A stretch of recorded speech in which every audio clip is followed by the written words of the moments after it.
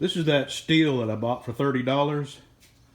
And man, this is not even, I didn't even get a video out of this, just this little clip here.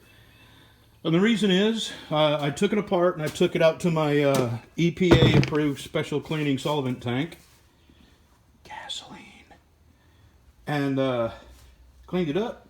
It took me 30 minutes to clean it up. It took me 2 minutes to start it. And the reason is, the coil, the air gap under here, I took this off, and the air gap for the coil was like 35 thousandths. And I gapped it at 12 thousandths and put it back together.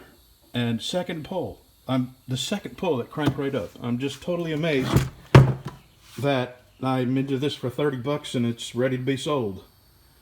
I think. I'm not sure if I want to keep it or not. This is a 16-inch bar, and I have one that I use all the time that has a 16-inch bar on it. So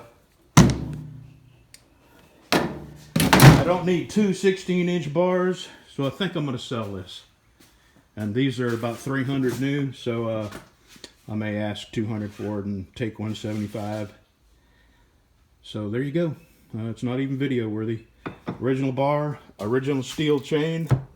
When I took the chain off to sharpen it, the sprocket in here is, it looks brand new. It shows no wear at all. So I don't know why that gap would be so wide.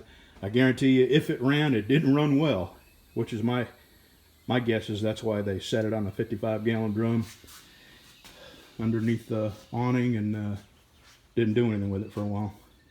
All right, there is my video. Nothing to really tell you about, except it was just too simple a fix to even bother showing you.